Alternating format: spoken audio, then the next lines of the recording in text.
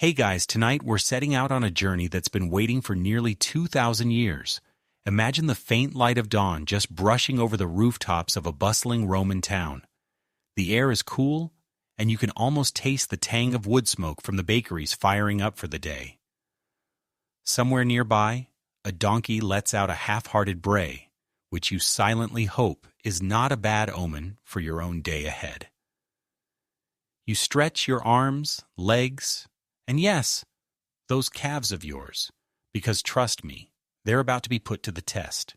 You're a Roman mail carrier, part of the legendary Cursus Publicus, the state-run postal system that kept the Roman Empire connected across thousands of miles. It's not glamorous work, though it does come with a certain mystique. Think of it as being part delivery driver, part marathon runner, and part state spy. And you probably won't survive this job very long without a healthy dose of grit and the ability to walk like you've been possessed by Mercury himself. So before you get comfortable, take a moment to like the video and subscribe, but only if you genuinely enjoy what I do here. And while you're at it, drop a quick comment with your location and the local time. I love seeing where everyone is tuning in from. It's like our own little empire, minus the taxes and gladiators. Now dim the lights, maybe turn on a fan for that soft background hum, and let's ease into tonight's journey together. The day begins earlier than you'd prefer, as most good Roman days do. The streets are still half asleep, except for a few vendors setting up their stalls and the occasional goat herder leading his bleating, sleepy-eyed companions toward the outskirts. Your sandals scuff lightly on the stone road, the distinctive click-clack that echoes between tall, narrow buildings. Somewhere, a baker is already pulling warm loaves from a clay oven. The smell of fresh bread almost makes you forget that your breakfast will probably be something far less appetizing, maybe a bit of porridge or dried figs if you're lucky. As you make your way to the small postal office, you pass a shrine to Mercury, the messenger god. It's customary to nod or even whisper a quick prayer before setting off on a delivery.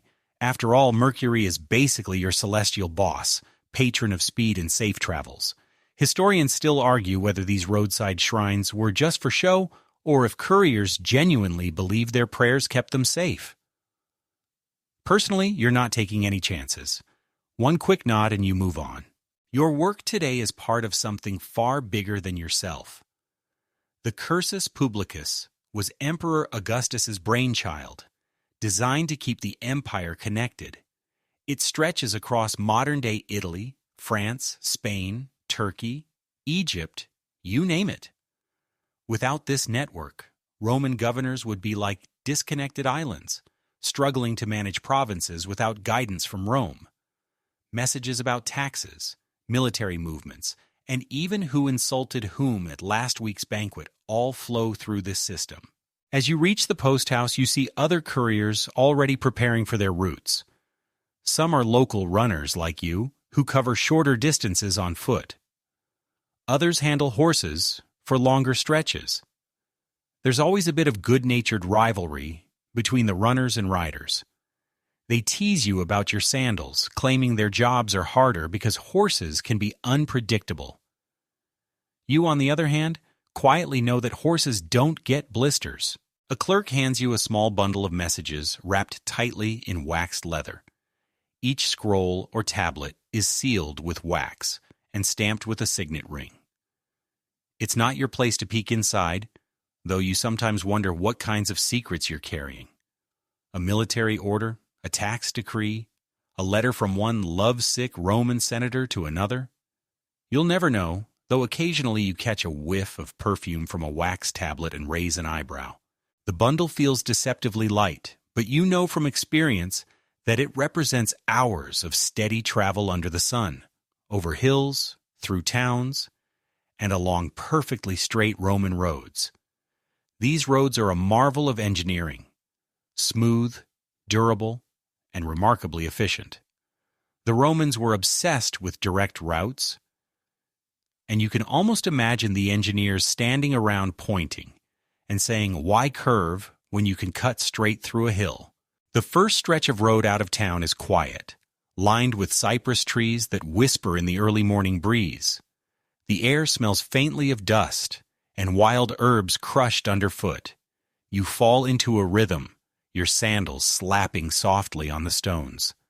Each step feels like part of a larger heartbeat, the pulse of an empire relying on you and countless other carriers to keep it alive.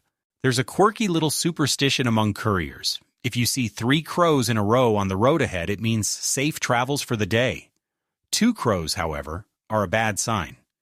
Today you spot exactly 3 perched on a fence. Good omen. You nod silently, feeling a bit better about the long miles ahead. The sun climbs higher, washing the road in pale gold light. You pass small farms where peasants are already working the fields, their lives completely separate from the messages you carry. To them, you're just another figure on the horizon, a fleeting part of their day. Every so often, a fellow courier jogs past, heading the opposite direction. You exchange quick nods, but rarely stop to chat. Time is precious, and while camaraderie is nice, delays are frowned upon. There's always the shadow of authority looming, supervisors who expect reports, deadlines, and efficient deliveries. And yet, despite the pressure, there's a strange peace to these early hours. The world feels simpler out here, far from the politics of Rome or the chaos of crowded markets. It's just you, your route, and the soft rhythm of your own footsteps carrying you forward. As you crest a small rise, you glance back at the town receding into the distance. The rooftops glow faintly in the sunlight, and for a moment, you feel like a lone thread connecting 2 worlds, the bustling heart of the empire and its far-flung edges. And as you turn forward again, you know this day is only just beginning. You pause for a moment to stretch your calves, those unsung heroes of the Roman postal system. They're already feeling the faint tug of effort from the miles ahead, and you know they'll be screaming by the day's end.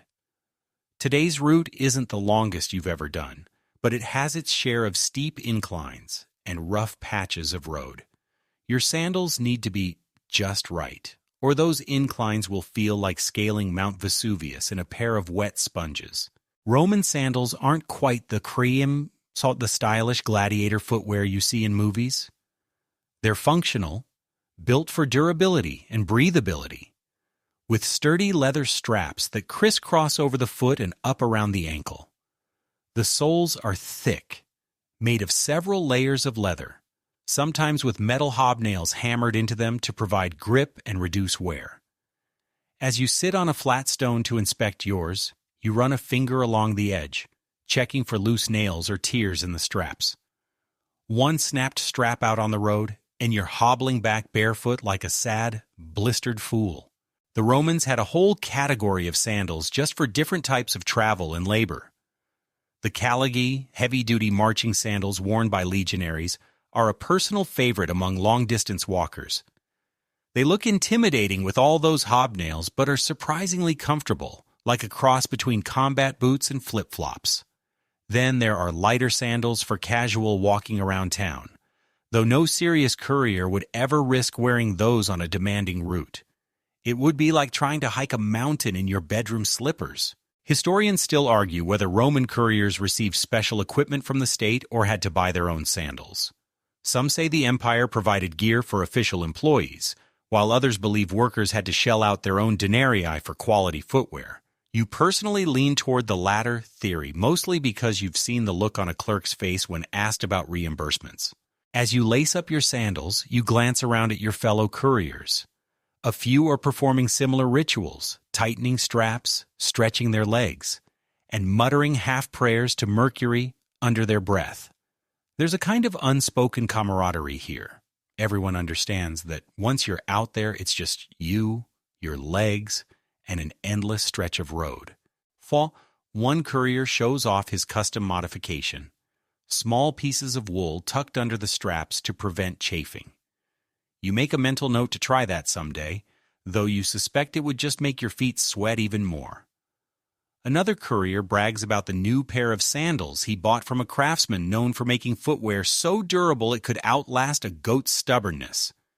You're not sure what that means exactly, but you nod appreciatively. Foot care is practically an art form in this line of work. At the end of each day, you'll soak your feet in cool water, massage out the knots, and inspect every blister like a prized gladiator medal. Some carriers swear by rubbing olive oil into their calves at night to keep the muscles supple. Others use more creative solutions. You once heard about a courier who swore by soaking his feet in wine, claiming it made them march like Bacchus himself. Whether it worked or just left him smelling like a tavern, you'll never know. The morning air grows warmer as you set off, sandals securely strapped. The road stretches ahead like a ribbon of pale stone, flanked by fields and scattered villas. Each step has a rhythmic slap against the stones, a sound that blends with distant birdsong and the occasional creak of a farmer's cart. You can't help but marvel at how the Romans managed to build such an extensive network of roads. Over 250,000 miles of them crisscrossed the empire at its height, an infrastructure project so massive that modern governments still get jealous thinking about it. These roads weren't just practical. They were symbols of Roman power, veins through which the lifeblood of administration and commerce flowed.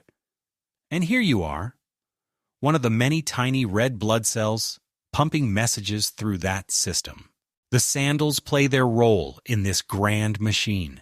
Every step you take is made possible by the countless tanners, cobblers, and leather workers who crafted the footwear that keeps you moving. Without them, no amount of muscle or determination would save your feet from ruin. As the miles roll by, you start to feel that familiar burn in your calves. It's a good kind of burn, the kind that tells you your body is warming up, ready for the demands ahead. You know from experience that if you can make it past this first wave of discomfort, you'll settle into a steady rhythm that can carry you for hours. It's a bit like the way modern runners describe hitting their stride, except your stride comes with imperial deadlines and the occasional threat of punishment for late deliveries. There's a strange pride in having strong calves. Among couriers, it's almost a badge of honor. The more defined your muscles, the more respect you earn from your peers. Some even joke about comparing calves like gladiators compare scars.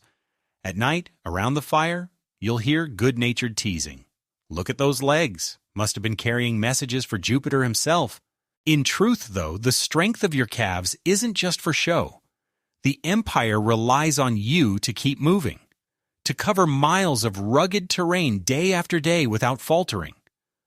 Strong legs mean reliable service, and reliable service means the emperor stays informed. The entire system hinges on couriers like you doing their job well. As the sun rises higher, the day begins to heat up. The stones of the road grow warm beneath your sandals, radiating heat that seeps up through the soles. You take a moment to shift your weight and roll your ankles, keeping them loose and flexible. The last thing you need is a twisted ankle halfway to the next relay station. You glance ahead, spotting a milestone marker at the side of the road. These stone pillars dot the entire network, each one carved with distances and information about the nearest towns. They're both practical and reassuring, a reminder that you're on the right path, even when the journey feels endless. And so you keep walking, your sandals gripping the stones, calves pumping steadily. Each step carries you further from the safety of the post house and deeper into the heart of the empire's vast, interconnected world. Somewhere ahead, messages await delivery, and your legs are the only thing standing between Rome and silence. The road stretches ahead, and with each steady step you can feel the small bundle of messages shifting slightly in your satchel. It's not heavy, at least not in a physical sense. The weight you carry is mostly symbolic, the combined voices of generals, merchants, governors, and worried mothers, all sealed tightly inside scrolls and tablets. At the heart of this empire-spanning network, messages are everything. Without them, The provinces would be like scattered islands, floating aimlessly with no guidance from the center. The Cursus Publicus, this great Roman postal system, exists to keep the empire humming like a well-oiled aqueduct. And you are a cog in that massive machine, moving the words of the powerful across mountains, rivers, and deserts. You adjust the strap on your satchel as you think about the variety of things you might be carrying today. There's no way to know for sure what's inside, but you've learned to play a quiet guessing game based on context clues. Some messages are strictly administrative. Tax notices, census reports, and military dispatches make up a huge portion of the mail.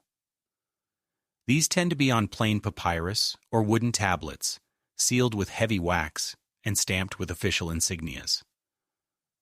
Others are more personal, love letters written in elegant, curling script, sometimes with a faint trace of perfume lingering on the parchment. You once delivered a packet that made your satchel smell like roses for an entire week. It was oddly pleasant, though you had to endure endless teasing from your fellow couriers. And then there are the letters you don't want to think about too much. These are the ones wrapped so tightly and sealed so thoroughly that even touching them feels like handling a live snake. Messages like that usually travel under guard with mounted couriers or soldiers accompanying them. You've learned it's best not to ask questions. The empire has many secrets, and curiosity is a dangerous luxury for someone in your position. Historians still argue whether the postal system was mainly for military and government use, or if ordinary citizens could sometimes send letters through it for a fee. Evidence suggests a bit of both. Wealthy merchants likely paid to have their correspondence included on official routes, while everyday Romans relied on friends, travelers, or even random strangers to carry their letters. Imagine trying to send a postcard by flagging down a passing caravan and just hoping it eventually gets there.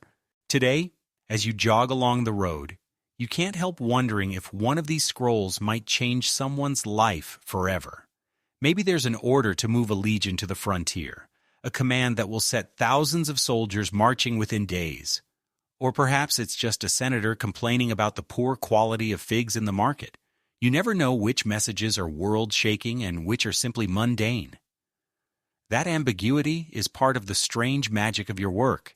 The satchel itself is a finely crafted piece of leatherwork. It has separate compartments to keep scrolls from being crushed or smudged, and a secure flap to protect against sudden downpours or careless splashes when crossing streams. You've heard stories of couriers improvising waterproofing techniques. One claimed to have lined his satchel with sheep fat to keep the rain out. The smell alone must have been memorable, though probably not in a good way. As the miles pass, you begin to notice small changes in the landscape. The farms become less frequent, replaced by stretches of open countryside. The air smells of wild thyme and sun-warmed grass. Occasionally, you pass a villa surrounded by carefully tended vineyards, the grapevines twisting in neat rows like lines of soldiers standing at attention. Along the way, you see roadside monuments and small altars. Some are dedicated to Mercury, your patron god of messengers. Others honor local spirits or household deities. It's common practice to leave a tiny offering, a coin, a sprig of herbs, even a bit of bread, as a way of asking for safe travels. You dig into your pouch and leave a small piece of dried fig on one of the altars. It's a small gesture, but after last week's near miss with a runaway ox cart, you're willing to hedge your bets. You stop briefly at a shaded spot by a stream to drink from your water flask. The flask is made of clay, surprisingly sturdy, and just large enough to keep you going between way stations. As you sip, you think about how essential these simple tools are. A good pair of sandals, a reliable flask, a secure satchel. These are the holy trinity of a courier's life. Sometimes, on especially long routes, you'll carry a small wax tablet of your own to jot down notes or observations. It's a habit you picked up after hearing about a courier who once discovered a broken bridge too late and ended up waist-deep in a river. His report afterward helped prevent future mishaps. Of course, the others mostly remember the story because his clothes smelled like fish for weeks afterward. As midday approaches, you start to see other travelers on the road. Merchants with wagons piled high with goods, farmers leading herds of livestock, and soldiers marching in neat formations. The road is a shared artery, carrying not just messages, but the entire lifeblood of the empire. You weave between slower travelers, occasionally sharing a quick word or nod. Most of them recognize you as a courier by your satchel and the purposeful way you move. There's a certain respect given to your role, though it's often mixed with a bit of envy. After all, you get to see places and hear news long before anyone else does. You are, in a sense, the empire's walking rumor mill. One merchant calls out, asking if you've heard any news from the capital. You shake your head and keep moving, unwilling to risk accidentally revealing something important. Besides, even if you had heard gossip, you'd never admit it.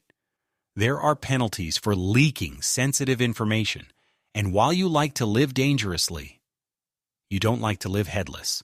The messages in your satchel remain silent, their contents hidden and mysterious, and yet they hum with potential, like seeds waiting to sprout into action. As you continue your journey, you can almost feel the empire breathing through you, an invisible web of communication stretching across mountains and seas with you as one of its many threads.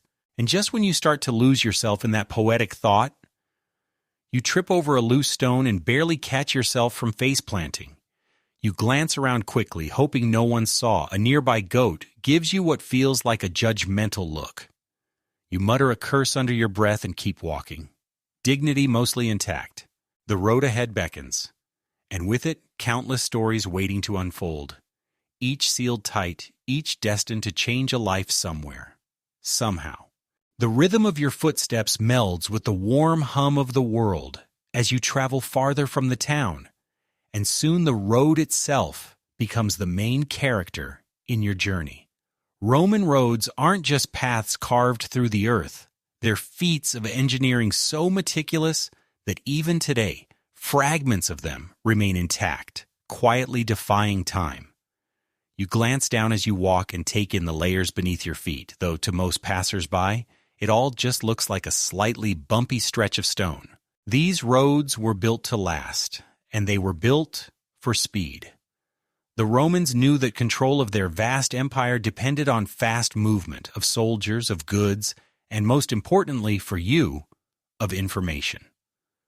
A message delayed could mean a legion marching into battle a week too late, or a shipment of grain rotting in a harbor. So the roads were laid out like veins in a massive body, designed to keep the imperial machine alive.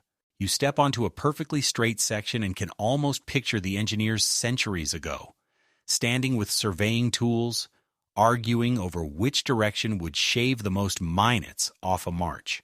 Romans were famous for their love of straight lines, and they didn't let mere geography get in the way. Mountains, swamps, forests. It didn't matter. If a direct line required cutting through a hill, they would cut through it. If it meant spanning a marsh, they'd build a causeway right over it. The layers beneath the surface are impressive. At the very bottom lies a foundation of large stones, carefully placed to create stability. Above that, a mix of gravel and smaller stones provides drainage. Then comes a layer of sand or finer gravel, topped with large paving stones fitted together so tightly that grass has little chance to grow between them. It's a design both practical and poetic, like a stone quilt stretched across the empire. Historians still argue about how the Romans managed to coordinate these massive projects across such vast distances. Some believe there was a centralized planning system with strict standards enforced by imperial officials. Others think local communities had more freedom, leading to subtle regional variations. Either way, the result is astonishing. A network of over 250,000 miles of roads at the empire's peak, with nearly 50,000 miles paved to a standard that puts some modern highways to shame. As you walk, you begin to notice the milestones spaced at regular intervals along the road. These stone markers are deceptively simple, yet they serve an essential purpose. Each one tells you how far you've come and how far you still have to go. Some include the name of the emperor who commissioned that particular stretch of road, because naturally, rulers like to remind everyone just how generous they were with public works. You can't help but smile wryly at the thought. Nothing says benevolent leadership quite like a chunk of stone with your name carved into it. You pause by one such milestone, running your hand over the weathered inscription. The letters are worn smooth by centuries of rain and touch, but you can still make out part of the dedication. It's oddly comforting, like a whisper from the past, reminding you that countless feet have passed this very spot before yours. Further along, you reach a small bridge spanning a shallow stream. Roman bridges are marvels in their own right, with arches designed to distribute weight evenly and withstand floods. As you cross, you take a moment to look down at the water below. Tiny fish dart between the stones, completely oblivious to the human dramas unfolding above them. The empire rises and falls, and yet the fish just keep swimming. There's a quiet lesson in that, though you're too busy keeping your footing on the slippery stones to ponder it deeply. The road itself isn't always peaceful. In some places, weeds have begun to creep through the cracks, and the occasional pothole forces you to watch your step carefully. When it rains, the surface can become treacherous, turning into a slick mosaic that tests both balance and patience. You remember one infamous day last spring when half a dozen couriers slipped within a single mile, creating what you now jokingly refer to as the Great Postal Slide of year 842. Of course, you were one of the ones who fell, which makes the joke just a bit bitter. Still, for all its challenges, the road is a wonder. It connects places and people in ways that feel almost magical. You've traveled routes that stretch from coastal ports to inland fortresses, carrying messages that leapfrog across the empire through an intricate system of relay stations and couriers. Without this network, the Roman world would unravel into chaos. You recall a story told by an older courier about how, in the early days, roads weren't nearly as well maintained. Messages could take weeks or even months to travel a distance that now takes days. According to him, one governor once received an order to send reinforcements to a distant province, 6 months after the battle had already been lost. The poor man apparently hung the message on his wall as a grim reminder of why speed matters. Your own route today takes you past a stretch of road lined with tall, narrow cypress trees. Their dark green tops sway gently in the breeze, casting long, shifting shadows over the stones. The scent of the trees mixes with the dry, sun-warmed smell of the road, creating a strangely soothing perfume. It's moments like this that make you almost forget the miles ahead, lost in the hypnotic rhythm of your walk. Every so often, you encounter small roadside rest areas, simple clearings with stone benches where travelers can stop and catch their breath. These spots are often accompanied by little fountains fed by aqueducts, a testament to Roman ingenuity. You kneel to splash cool water on your face, feeling refreshed and slightly more human. As you sit for a moment, you overhear a pair of merchants talking about the reliability of the roads. One claims they've made his business possible, allowing him to ship goods farther and faster than ever before. The other grumbles about tolls and taxes, insisting that the empire always finds a way to make travel expensive.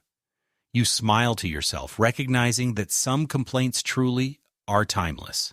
The road ahead glows faintly in the late afternoon sun, stretching straight and unbroken toward the horizon. It's a sight both inspiring and daunting.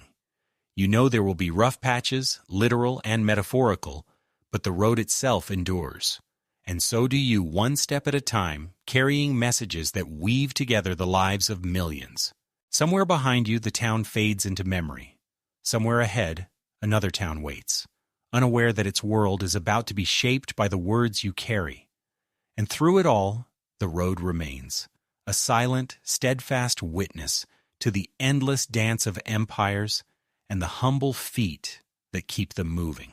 As the road carries you deeper into the countryside, state Urainki Saling terror, you start to feel the distance between the safety of civilization and the unpredictable wilds beyond. It's easy to forget, strolling along these carefully engineered stones, that danger can be just a few steps away. You might be carrying sealed orders for generals and governors, but to a hungry wolf or a desperate bandit, you're just another traveler with a bag worth stealing or eating, depending on which hazard you meet first. The morning still hums with warmth and light, but the road ahead twists into a narrow pass between rocky hills. You know from experience, this is one of the trickier stretches. Too many places for someone, or something, to hide. You pick up your pace, sandals slapping briskly against the stones, and try not to dwell on the eerie silence pressing in from both sides. Bandits are the most obvious threat. The Roman Empire may be mighty, but even its reach has limits. Beyond the bustling towns and guarded outposts, law enforcement thins out quickly. Traveling merchants often hire escorts or travel in large groups for protection, but you couriers are expected to rely on speed, luck, and a very firm grip on your satchel. Historians still argue about how widespread banditry really was in Roman times. Some records suggest it was rampant, with entire regions plagued by highwaymen who targeted travelers and cargo alike. Other accounts downplay the issue, claiming the empire's patrols kept things mostly under control. You, however, have seen enough sketchy characters lurking at crossroads to know which version you believe. One older courier once shared a story about being ambushed by 3 men near this very pass. They jumped out from behind a rock, demanding his satchel and sandals. Instead of surrendering, he hurled a jar of olive oil at them. The jar shattered, sending them slipping and flailing like clowns on a freshly waxed floor.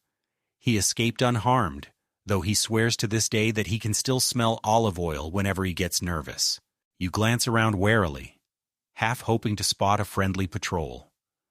Occasionally, soldiers march these roads, checking for troublemakers and keeping the peace. Their armor gleams in the sun, and their presence is a comforting reminder that you're not entirely alone out here. But today there's no sign of them, just wind whispering through dry grass and the rhythmic sound of your own breathing. The natural world itself poses challenges too. Wild animals roam the outskirts of Roman territories. Wolves are the most common threat, especially in winter when food grows scarce. You've seen their paw prints in mud after a rainy night, the size of your palm and unsettlingly fresh. Bears lurk in the dense forests of the north, while wild boars roam the hills like angry, tusked battering rams. You once heard a tale about a courier who mistook a boar for a bush in the early morning mist. By the time he realized his mistake, the bush had charged. The man climbed a tree so fast that even Mercury would have been impressed. He spent the entire day up there while the boar circled below, grunting in frustration. When he finally returned to the post house, his calves were so sore he couldn't walk for a week. Today, thankfully, the wildlife seems content to stay hidden. The only creatures you encounter are a few lazy lizards sunning themselves on warm rocks, and a crow perched on a milestone, eyeing you with an unsettling level of intelligence. You offer it a crumb of bread as a peace offering. The crow cocks its head, grabs the morsel, and flies off. Hopefully, that counts as a good omen. Weather can be just as dangerous as wolves or thieves. A sudden storm can turn a smooth road into a slippery mess, while summer heat brings the risk of dehydration and heat stroke. Roman roads are marvels of design, but they lack shade in many places. Without trees or shelter, you're often left to trudge under the blazing sun like a slowly roasting olive. Today, the sky remains mercifully clear, though a few clouds are gathering on the horizon. You keep an eye on them, silently calculating how fast you'll need to move if the weather takes a turn. Rain isn't just unpleasant. It can wash away smaller side paths, flood low-lying sections, and create dangerous mud pits. You think back to a particularly bad storm last year. The rain came down in sheets, drenching everything within minutes. The road became so slick that you had to crawl on all fours to avoid slipping down a steep incline. By the time you reached the next relay station, you looked like a drowned rat with a very important satchel. The clerk at the station didn't even bother to hide his laughter as he handed you a towel. As you move through the pass, you catch the faint sound of movement behind you. You freeze, heart pounding, and glance back. A few rocks tumble down the slope, clattering against the road. Could be just a goat, you tell yourself. Or a bandit. Or, a goat and a bandit working together, which would truly be your worst nightmare. After a tense moment, a small herd of goats emerges, followed by a tired-looking shepherd. You release a breath you didn't realize you were holding. The shepherd nods at you, and you nod back, both of you silently agreeing not to speak of how close you came to panicking over livestock. As the road widens again, you begin to relax. The hills fall away behind you, replaced by gently rolling farmland. The sight of cultivated fields is oddly reassuring, like a promise that civilization isn't too far away. You pass a vineyard where workers are carefully pruning the vines, their voices carrying on the breeze. The smell of crushed grapes drifts toward you, sweet and intoxicating. Even so, you remain vigilant. A courier's journey is never entirely safe, and danger can appear without warning. But there's also a certain thrill to it, the knowledge that you are navigating a landscape filled with both risk and reward. You recall a quirky bit of trivia you once overheard at a relay station. Some couriers carried small bells on their satchels, not unlike a modern cat collar. The idea was that the jingling sound would scare off wild animals, or at least warn travelers you were coming. You've never tried it yourself, mostly because you'd rather not sound like a festive mule while jogging through the countryside. By the time you reach the edge of the farmland, the sun has climbed high, casting sharp shadows across the road. You pause to sip water and adjust your satchel, grateful to have made it through the morning unscathed. Ahead lies the next leg of your journey, where dangers will shift from wild animals and bandits to something potentially even worse: bureaucrats. For now, though, you take a moment to appreciate the quiet beauty around you. The fields ripple like golden seas under the breeze, and somewhere in the distance, a farmer's dog barks lazily. It's a reminder that even in a world of empires and armies, simple, ordinary life continues, steady, resilient, and eternal. You square your shoulders, take a deep breath, and set off again, ready for whatever the road throws at you next. After all, you've survived goats, storms, and the occasional runaway ox cart. How much worse could paperwork possibly be? The sun has climbed higher now, warming your shoulders and forcing you to squint as the road shimmers ahead like a pale ribbon of heat. Your calves ache with that familiar dull burn, but you keep pressing forward, because there's a beacon of hope on the horizon, the next mutatio, a relay station. Relay stations are the beating heart of the Cursus Publicus, spaced along the Roman roads like beads on a necklace. Without them, long-distance communication would be impossible. These stations allow couriers like you to rest briefly, swap out exhausted horses, grab a quick bite of food, and, if you're lucky, hear some gossip before heading back out into the wilds. Think of them as the ancient equivalent of a modern truck stop, minus the neon signs and questionable hot dogs. The one you're approaching now sits at the intersection of two busy roads. From a distance, it looks like a small fortress, complete with stone walls and a sturdy wooden gate. A few smoke tendrils curl up from the chimney, carrying the mouth-watering scent of something roasting. Your stomach growls on cue. You haven't eaten since that meager breakfast of dried figs, and the thought of warm food makes you pick up your pace despite your aching legs. As you get closer, the sounds of activity drift toward you. Horses whinny, their hooves clattering against the packed dirt courtyard. Stable boys shout orders, merchants haggle over cart repairs, and somewhere, someone is laughing far too loudly at a joke you can't quite hear. The place buzzes with energy, a miniature hub of Roman efficiency in the middle of nowhere. You step inside and immediately feel the shift from open road to organized chaos. To your left, a stable filled with sturdy horses, some being brushed down after a run, others stamping impatiently, ready for their next journey. To your right, a small kitchen area, where a cook stirs a pot over an open flame. The smell of stew mingles with the earthy tang of sweat, hay, and wet leather. It's not exactly pleasant, but after hours on the road, it feels oddly comforting. Historians still argue whether these stations were staffed entirely by state employees, or if local villagers were conscripted to help. Some records suggest a rigid hierarchy, with managers overseeing every detail, while others hint at a more casual arrangement, where anyone handy with a broom or ladle might pitch in. Whatever the truth, the result is the same: a bustling waypoint designed to keep the Empire's messages moving smoothly. You make your way to the central office, a small stone building with a single wooden table and several shelves stacked with scrolls. A clerk sits behind the table, quill in hand, looking as though he's been sitting there since Augustus himself founded the system. He doesn't glance up as you approach, merely gestures for you to hand over your satchel. "Name?" he asks, voice flat. You give it, resisting the urge to add a sarcastic flourish. The man's expression suggests he wouldn't appreciate humor, especially before lunch. He opens the satchel and begins checking the seals on each message, making little marks on his wax tablet. You stand there awkwardly, shifting your weight from one foot to the other, until finally he waves you toward the food area without even looking up.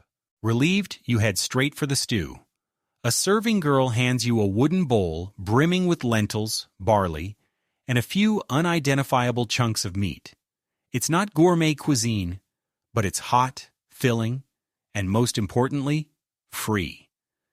You tear off a piece of coarse bread and dunk it into the bowl, savoring the salty broth. As you eat, you listen to the chatter around you: couriers swapping stories, merchants trading news, and soldiers complaining about their officers. It's like a living bulletin board, a mix of rumors and facts that sometimes blur together. One courier boasts about making record time between stations by running almost non-stop for an entire day. Another swears he saw a ghost on the road last night, a pale figure that vanished when he shouted at it. You file that story under probably just a drunk shepherd, but you admit it's a fun image to carry with you on the next lonely stretch of road. Nearby, a group of stable hands discuss the health of the horses. The Roman postal system relies heavily on these animals for long-distance travel. While you're on foot today, mounted couriers handle many of the faster, more urgent routes. A fresh, well-trained horse can make the difference between life-saving speed and disastrous delay. The relay system works like this: you run or ride to a station, hand off your messages, and someone else takes them the next leg of the journey. It's a constant relay, like a never-ending marathon across the empire. The Romans even had separate classes of stations. The mutationes are basic stops like this one, while larger mansiones offer full lodging and more extensive services. It's a system so efficient that historians still marvel at it today. Some compare it to the Pony Express or modern mail services, though the Roman version had its own unique quirks. For instance, certain roads had designated lanes: one for pedestrians, one for carts, and one for riders. You imagine how much smoother modern traffic would be if people just stayed in their lanes. But then again, even in ancient Rome, there were probably a few chariot drivers cutting each other off. After finishing your meal, you stretch your legs and wander toward the stables. The smell of horses is strong, but you've long since grown used to it. A stable boy offers you a cup of watered wine, a common refreshment for travelers. You sip it slowly, feeling the cool liquid revive you. The horses themselves are impressive creatures, bred for endurance rather than speed. Their sleek coats shine in the sunlight, and their muscles ripple as they shift and paw the ground. One particularly spirited horse snorts and tosses its head when you approach, clearly unimpressed by your sweaty, footsore appearance. You pat its neck anyway, murmuring a greeting. Even if you won't be riding today, It's nice to acknowledge the animals who carry such a heavy share of the Empire's burden. Some couriers develop close bonds with their regular mounts, giving them names and treating them like trusted partners. Others, not so much. You once overheard a courier muttering darkly about a horse named Titus, who had a habit of biting him whenever he tried to saddle it. Before you leave, you check the soles of your sandals again. The road ahead is long, and you can't afford a mishap. The hobnails are still holding strong, though one edge looks like it might need repair soon. Maybe at the next station you'll find a cobbler willing to patch it up, for a small fee, of course. Finally, you retrieve your refreshed bundle of messages from the clerk, who grunts without looking up. You sling the satchel over your shoulder and step back into the sunlight, feeling slightly recharged and ready for the next stretch. As you leave, you glance back at the station. It hums with life, a tiny engine keeping the vast imperial network running. Without these waypoints, the whole system would grind to a halt. Messages would stall, decisions would lag, and the mighty Roman Empire would stumble like a three-legged mule. The road awaits, stretching ahead like a promise and a challenge. Your calves may ache, but your purpose is clear. With a final deep breath, you set out once more, ready to carry the words of the Empire to their next destination. The sun is well past its peak now, casting long, golden beams across the road and giving everything a sleepy, honeyed glow. You've left the relay station behind, your satchel refilled with messages, and your belly just full enough to keep you moving. The warmth of the stew lingers pleasantly, though a small part of you wonders if those mystery meat chunks were actually goat, rabbit, or something you don't want to think about. As you walk, the countryside begins to shift again. The farms thin out, replaced by clusters of low stone buildings, small villages that serve as administrative outposts for the Empire. Here, the atmosphere changes subtly. There's a sense of being watched, of unseen eyes measuring your progress. And in a way, there are unseen eyes watching you, because the Cursus Publicus doesn't just rely on couriers and stations. It also relies on an elaborate web of oversight to make sure no one slacks off or goes rogue. Every message you carry is part of the Empire's nervous system, and delays are treated very seriously. To the average citizen, you might just look like a sweaty, dusty traveler. But to the Roman government, you are essentially a state agent, tasked with keeping the Empire's communication flowing smoothly. And if you fail, well, let's just say the consequences aren't exactly a gentle slap on the wrist. Historians still argue about the exact punishments for negligence or delay in the postal system. Some ancient texts suggest fines or loss of rank, while others hint at harsher measures, especially if military orders were involved. There are even whispered tales of couriers who disappeared after losing critical messages. You've never met anyone who vanished like that, but the stories are enough to keep you walking briskly, even when your calves are begging for mercy. You round a bend and spot a small checkpoint ahead.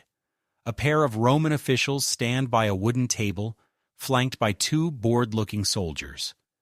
This is one of the Empire's many inspection points, designed to monitor traffic along the roads. They don't stop everyone, but couriers like you always attract attention.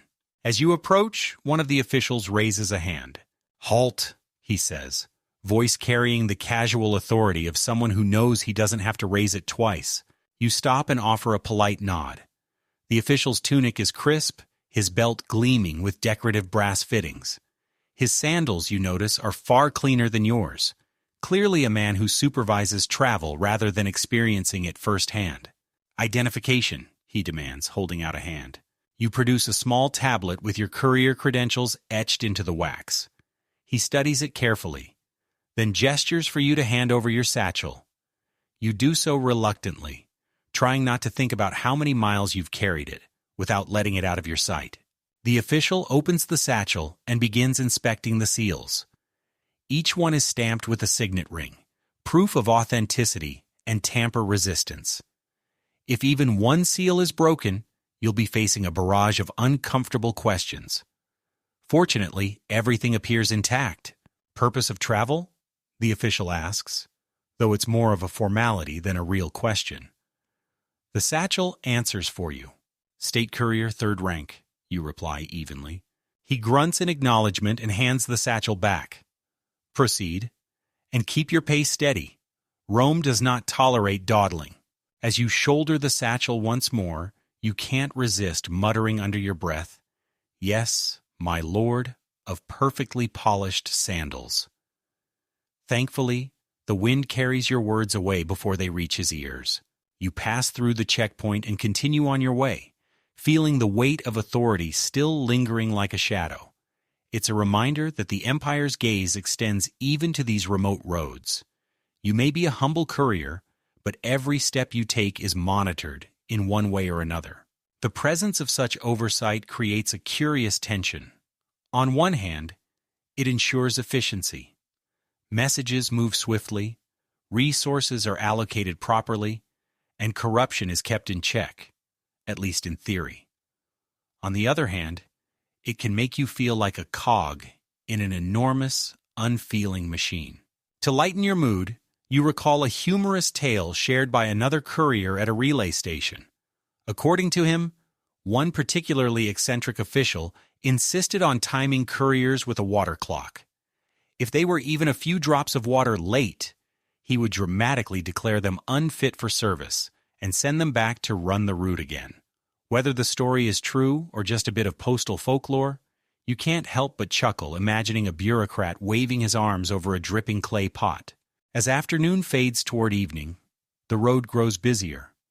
Merchants hurry to reach towns before nightfall, their carts creaking under loads of amphorae filled with olive oil, wine, or garum, the pungent fish sauce Romans love so much. You pass groups of soldiers marching in formation, their shields glinting in the fading light. Even off-duty, they move with the discipline of men who know they are always being judged. You notice how the soldiers step aside slightly as you pass. It's a subtle acknowledgement of your role. While you lack their armor and weapons, the messages you carry can be just as vital to Rome's defense as their swords and spears. A delayed order might mean an unprepared legion, and an unprepared legion can mean disaster. In fact, some historians believe that the postal system itself was as important to Rome's military success as its famous legions. The ability to communicate across vast distances gave Roman commanders an edge over enemies who relied on slower, less reliable methods. It's a fascinating thought that a sweaty courier with sore feet could, in his own small way, shape the fate of entire battles. As dusk begins to settle, you finally spot the flicker of torchlight ahead. The next town is coming into view, a cluster of buildings surrounded by low walls. Relief floods through you. This stretch of road has been long and tense, and the promise of food, rest, and perhaps even a soft bed is almost intoxicating. Before entering, though, you pass by another roadside shrine. This one is dedicated to Janus, the two-faced god of beginnings and transitions. You pause briefly to drop a coin into the offering bowl. It's a small act of respect, and maybe a bribe for good luck. With that done, you stride through the gates, blending into the evening bustle of the town. The smells of cooking fires and fresh bread waft through the air, mingling with the sharper scent of livestock penned nearby. It's chaotic, noisy, and utterly alive. But beneath the surface hums the quiet knowledge that the empire is always watching. Every message you deliver, every step you take, feeds into a system vast enough to seem almost godlike. And whether you run fast or stumble slow, the imperial eye never truly blinks. The streets of the town are a jumble of noise and motion as you push forward, weaving between carts, stray dogs, and groups of chattering citizens. The cool evening air feels glorious after the heat of the day, but your legs throb with a deep, steady ache that's all too familiar. This is where the legend of the Roman courier's calves begins to make sense. You pause near a fountain to stretch, rolling your ankles and bending your knees.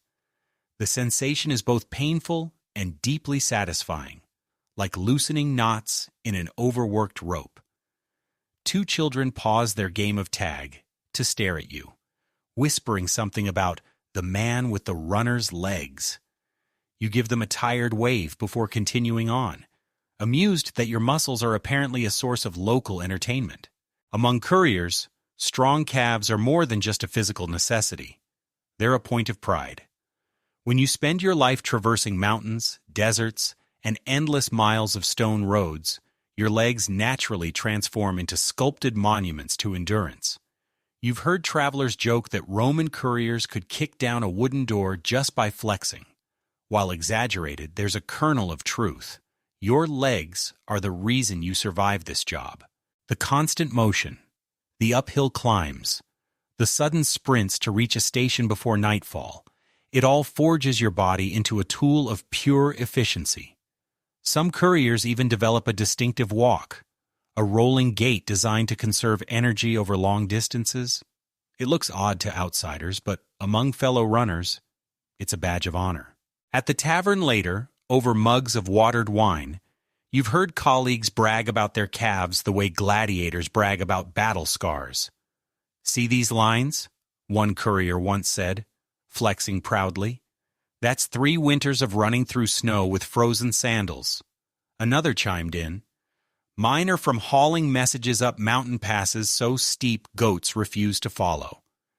You laughed, but secretly, you couldn't help comparing your own legs in the lamplight later that night. Historians still argue about how couriers trained for this kind of work. Some believe they were simply recruited from among the fittest members of rural communities, their strength honed by farm labor and childhood games of running through fields and hills. Others suggest a more formal regimen, perhaps even exercises taught by military trainers. You personally lean toward the first theory. After all, no amount of training can replicate the sheer stubbornness needed to run 20 miles with a satchel digging into your side. As you leave the bustling streets and head back toward the quieter outskirts, you reflect on just how vital your calves are to the empire itself.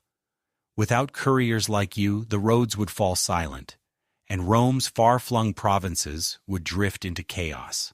Armies wouldn't know when to march, taxes wouldn't arrive on time, and emperors would make decisions based on outdated information.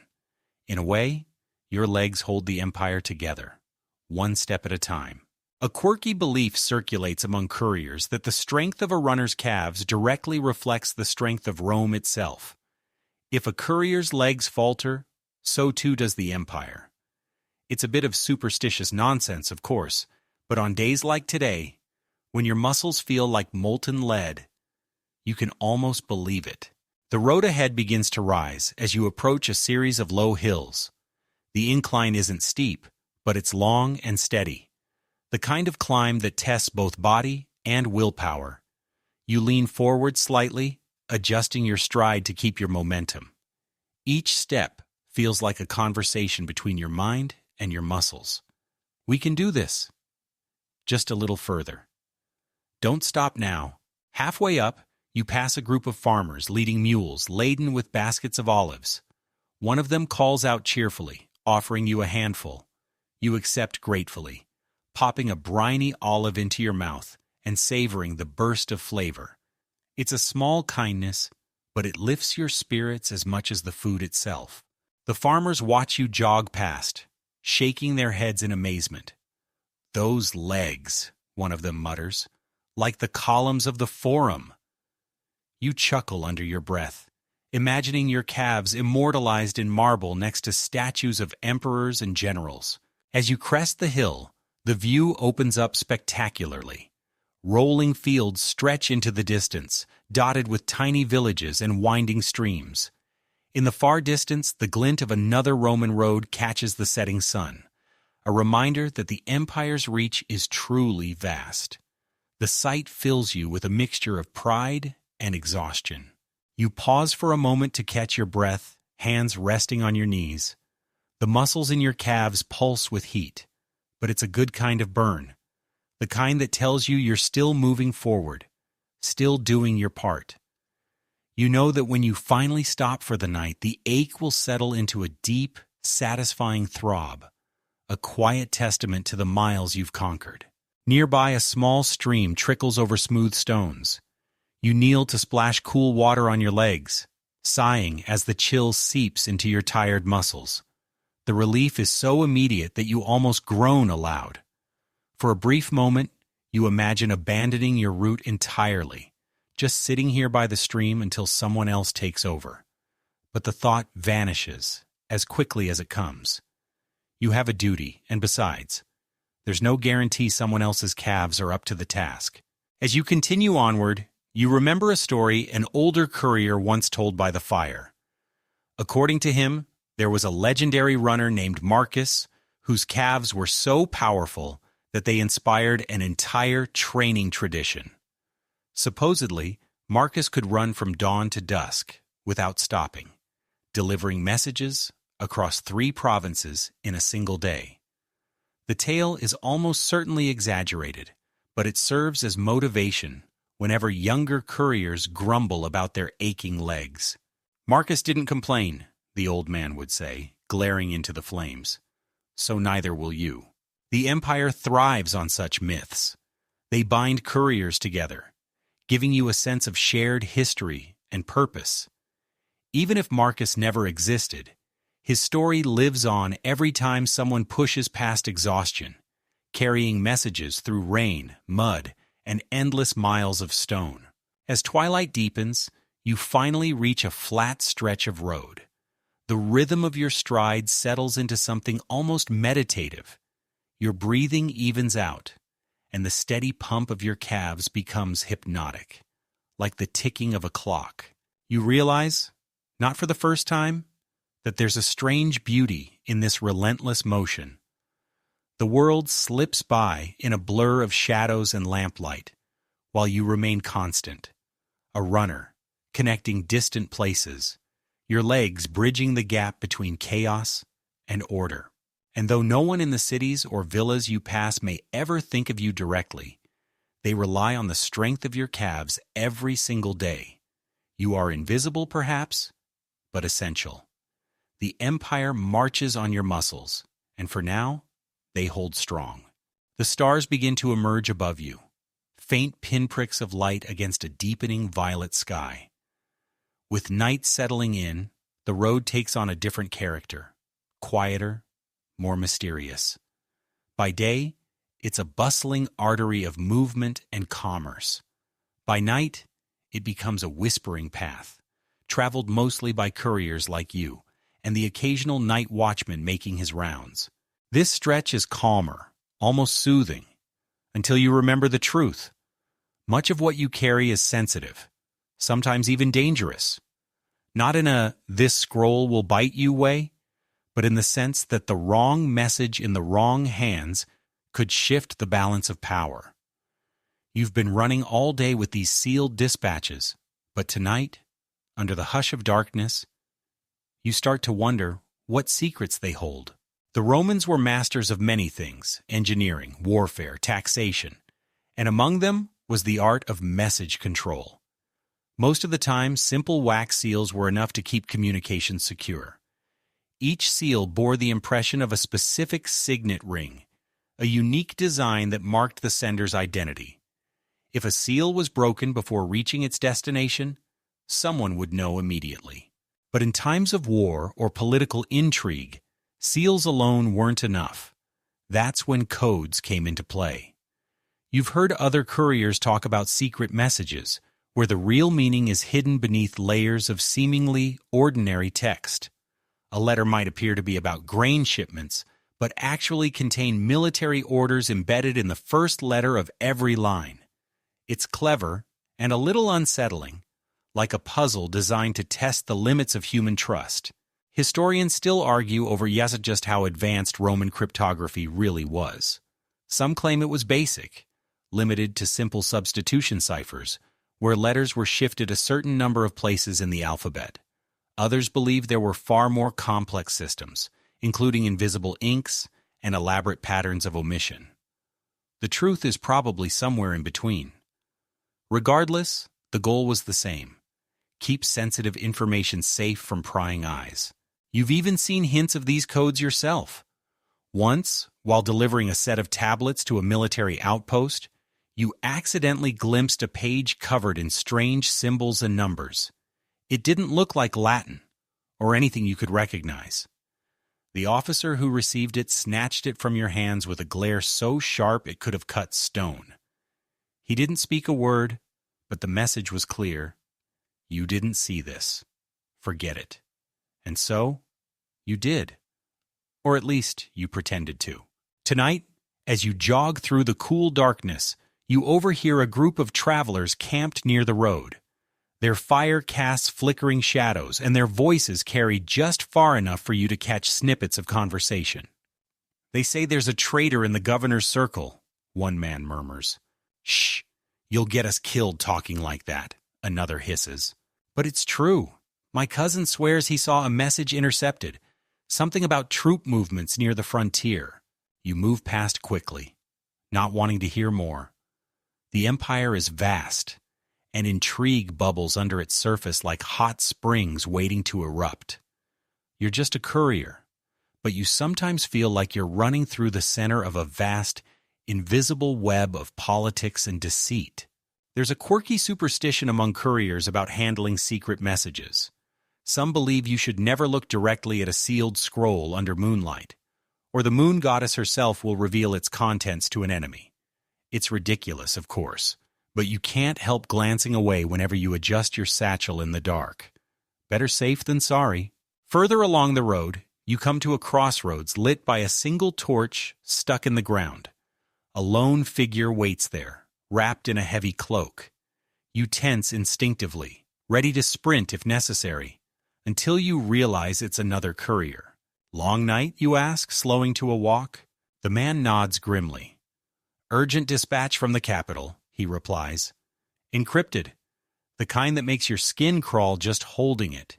You exchange a look of mutual understanding. Even without knowing the details, you both grasp the stakes. Somewhere far away, decisions are being made that could alter the course of lives, or even entire provinces.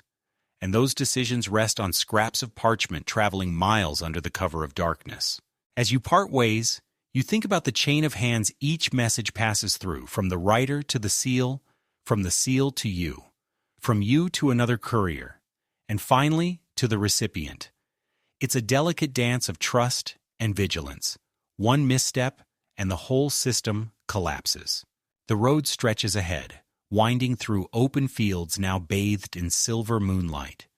The air is cool and still, with only the soft chorus of crickets breaking the silence. You let your mind wander as your feet carry you forward, imagining the coded messages tucked safely in your satchel. Somewhere, perhaps in a grand villa or a crowded military tent, someone is waiting for those words. Maybe a general pacing the floor, anxious for news of reinforcements. Maybe a senator plotting his next political move. Or maybe just a worried parent desperate to know if their son has survived another battle. It's humbling, really. Your role may be small, but it's vital. You are the invisible thread connecting these lives, weaving their stories together through speed and secrecy. A sudden rustle in the bushes to your left snaps you back to the present. You freeze, heart pounding, but it's only a rabbit darting across the road. You laugh softly at yourself, shaking your head. After all, it's the human secrets that are dangerous, not the wildlife. As you near the next settlement, the torchlight of a small watchpost comes into view. You feel a surge of relief, knowing you've completed another leg of your journey safely. The guards recognize you and wave you through without question, their spears glinting faintly in the moonlight. Inside the town, you deliver a portion of your satchel's contents to a waiting clerk. He checks the seals carefully, nods, and disappears into a side room without a word. You don't ask what the messages say. You don't want to know. Instead, you step back into the night air, lighter by a few ounces, but heavier, with the unspoken weight of what you've just delivered. You wonder briefly if the people you passed on the road earlier were right. If somewhere, a traitor truly is playing both sides. But that's not your problem. Your job is to keep moving, to run through the darkness, carrying other people's secrets. The messages may be dangerous, but your calves, at least, are reliable. And as long as they keep pushing you forward, the Empire's delicate web of whispers will hold. The night deepens as you leave the last settlement behind, the cool air brushing against your sweat-damp skin. Ahead, the road straightens and widens, cutting like a pale stripe through the open countryside. You feel the weight of the partial satchel still slung across your shoulder, a little lighter now after your last delivery, but still heavy enough to remind you of your duty. Your calves hum with a dull, rhythmic ache, almost like they're humming a low song only you can hear. As you press forward, the faint glow of torchlight appears on the horizon. You recognize the distinctive flicker, a market town sitting at the crossroads of several major trade routes. These crossroads are like miniature worlds of their own, buzzing with travelers and goods from every corner of the empire. Even this late, you know the market will still be alive with activity. When you reach the outskirts, the smells hit you first. Grilled meat sizzling over open flames, sharp whiffs of fermented fish sauce, the warm sweetness of honey cakes, and the earthy aroma of livestock. Your stomach growls so loudly, you're certain a passing mule hears it. You pat your belly and promise yourself a treat if time allows. Crossroads towns are always chaotic. Imagine a modern airport terminal, now replace the planes with ox carts, the security gates with burly men carrying spears, and the announcement boards with gossip shouted at full volume. People are everywhere, moving in a constant swirl of motion and noise. You slip through the crowd like water flowing through rocks. As a courier, you're a familiar sight here, and most people instinctively make way when they see your satchel and purposeful stride. It's one of the few perks of the job. No waiting in endless lines or fighting for space at the bread stalls. Historians still argue about how organized these markets truly were. Some evidence suggests there were strict rules and designated zones for different goods, while other records paint a picture of glorious, sprawling chaos. Judging by the scene before you, the truth is probably somewhere in between.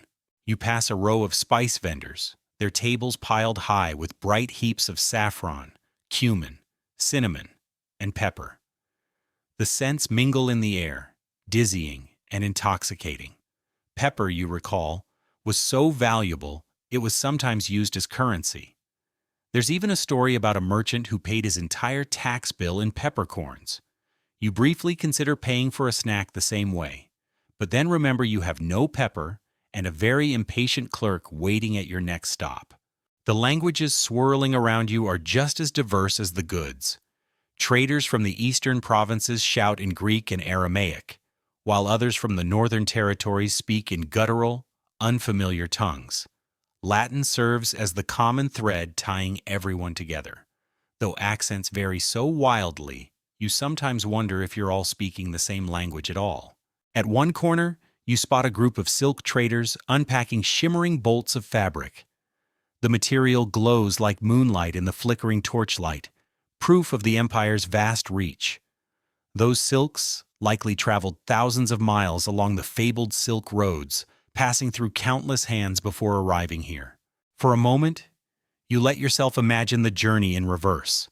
The goods you see here flowing outward, spreading Roman influence to distant lands. Olive oil, wine, glassware, coins, all of it carried by caravans, ships, and couriers like you.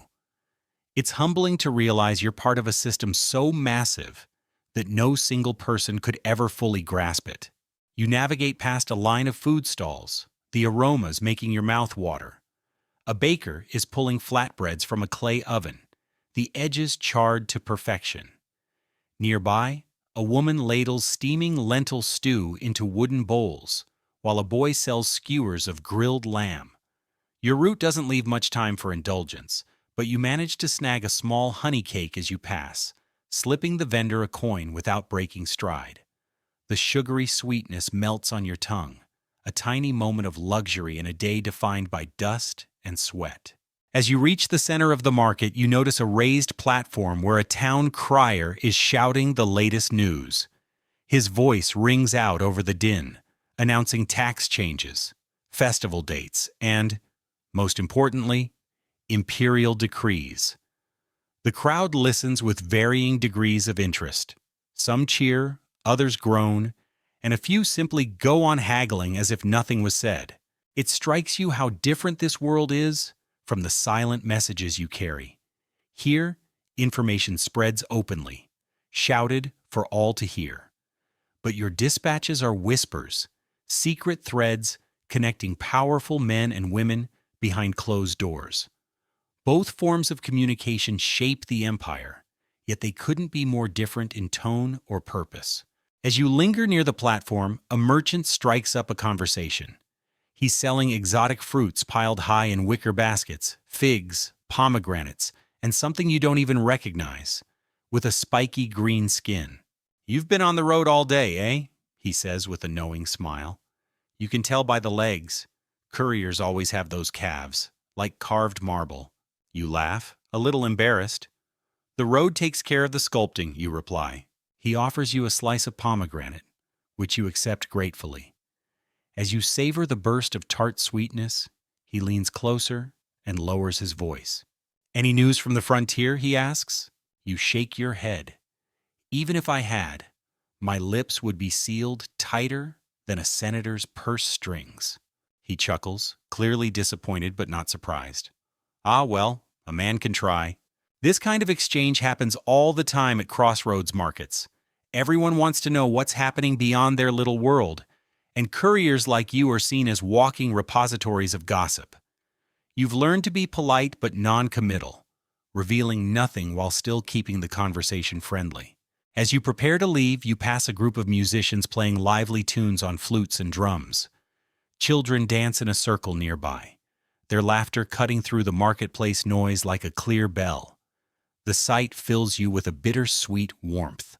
Life goes on, you think, no matter how urgent the messages in your satchel may be. The road awaits once more, stretching out beyond the edge of town. You take a deep breath, savoring the final traces of spice and music before plunging back into the night. Behind you, the market continues to hum, a living testament to the empire's diversity and vitality.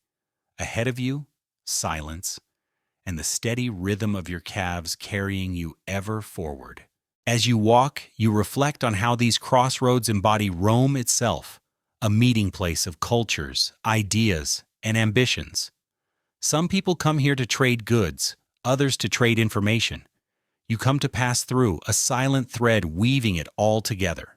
And somewhere in the shadows, perhaps, someone watches you go, already planning how to turn the next message you carry into an opportunity or a weapon.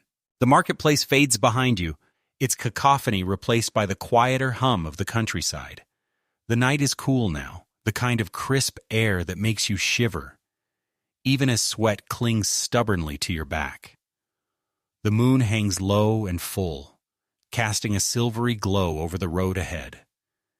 In the distance, you can already see the faint orange flicker of torchlight at the next Mancio, one of the larger way stations built to serve both couriers and official travelers.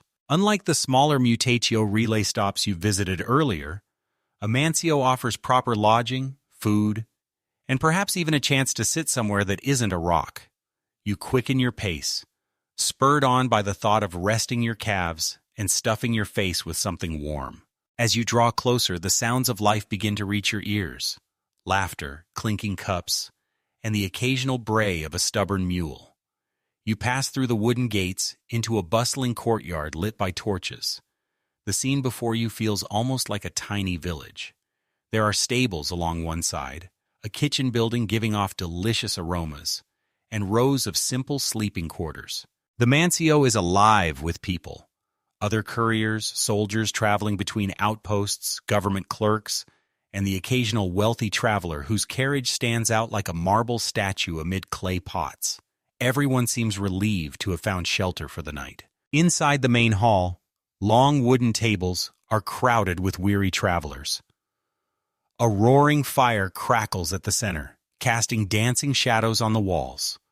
The smell of roasting meat mixes with smoke and spilled wine, creating a scent that is equal parts inviting and overwhelming.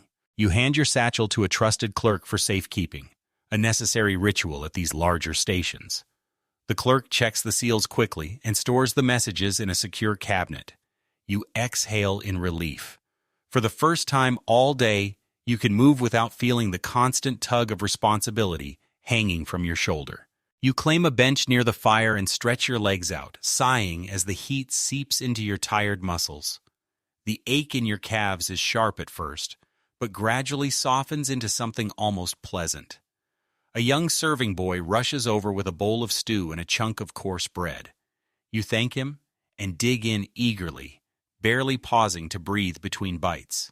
Around you, conversations swirl like eddies in a river.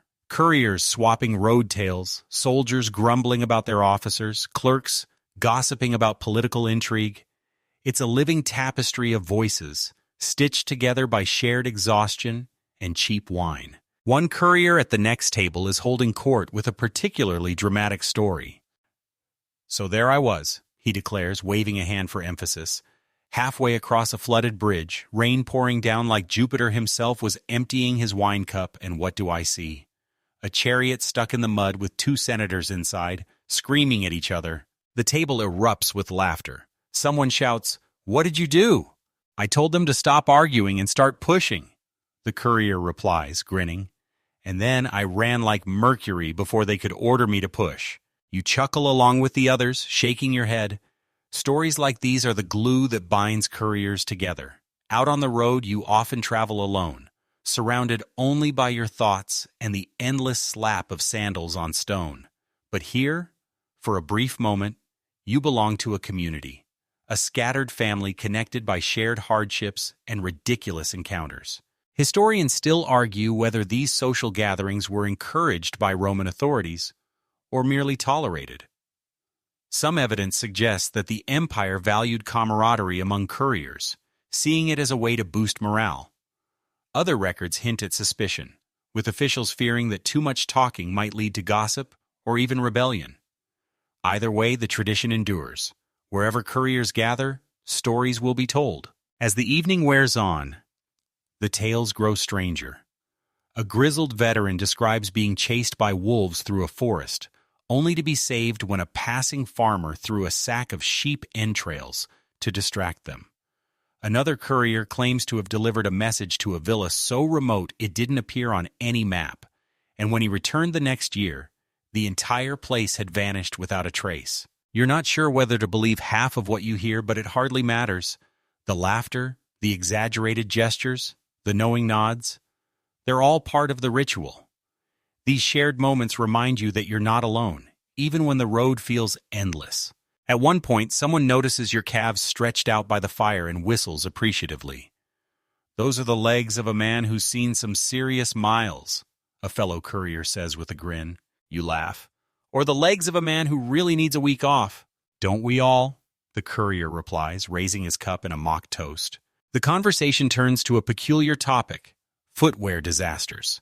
One man recounts the time his sandal strap snapped halfway up a mountain, forcing him to finish the climb barefoot on jagged rocks. Another admits sheepishly that he once put his sandals on the wrong feet and didn't notice until hours later, by which point his toes looked like they'd been caught in a door. The group roars with laughter, and you add your own tale. A day spent trudging through mud so deep that you lost a sandal entirely. When you finally dug it out, you found a small frog sitting inside, staring up at you as if to say, "Thanks for the new home." Amid the laughter, a serving girl refills your cup with watered wine. You sip slowly, letting the warmth spread through your chest. The combination of good food, firelight, and friendly company begins to lull you into a state of drowsy contentment. But even in this cozy setting, you remain aware of the system's strict discipline. Over by the clerk's table, you notice a soldier inspecting the message cabinet, making sure everything is secure. The Empire does not tolerate mistakes. If a message were to go missing, there would be investigations, accusations, and very unpleasant consequences for everyone involved. Eventually, the group begins to thin out as travelers drift toward their sleeping quarters. You linger a bit longer by the fire, reluctant to leave its warmth. Outside, the night air has grown even colder, and the thought of trudging through it again fills you with a quiet dread. When you finally rise, your calves protest with a sharp ache. You wince, then laugh softly at your own expense. A fellow courier catches your eye and says, "Rest well, my friend. Tomorrow, the road waits for no man." You nod in agreement and make your way to the simple cot assigned to you. As you settle beneath a rough wool blanket, you listen to the muffled sounds of the mancio, the soft snoring of exhausted travelers, the distant clatter of hooves in the courtyard. It's a reminder that even in rest, the system never truly sleeps. You close your eyes, knowing dawn will come far too soon. And when it does, you'll rise again, hoist your satchel, and let your calves carry you forward into another day of relentless miles and unspoken stories. You wake to a dim, gray light filtering through the thin shutters of your room, accompanied by the soft patter of rain against the roof tiles.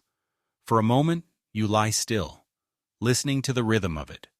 There's a pleasantness to rain when you're warm and dry, tucked under a wool blanket.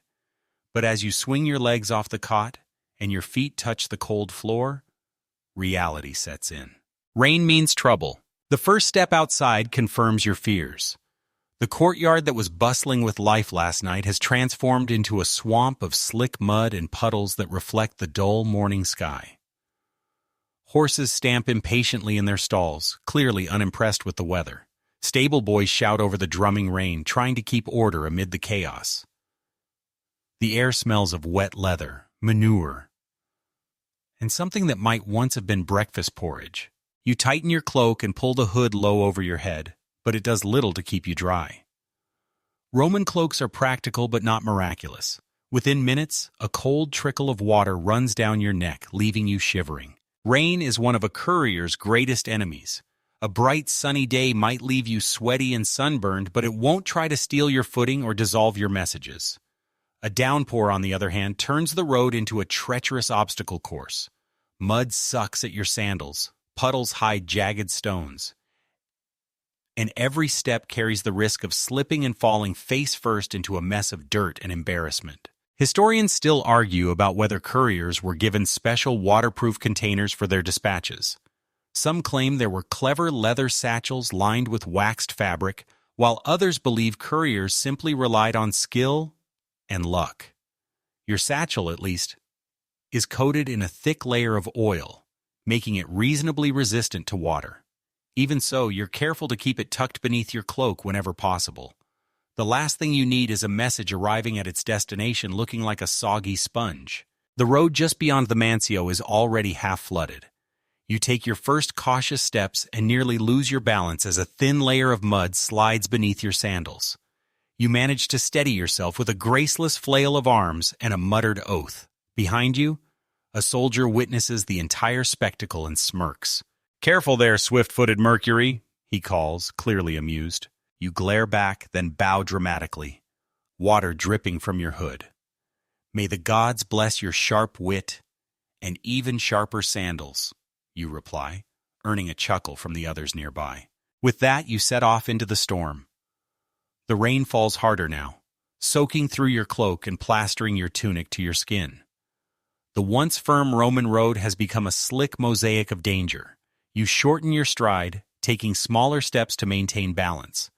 It feels like walking on a very poorly designed bathhouse floor, except with more risk of spraining an ankle. Before long, the mud begins to claim victims.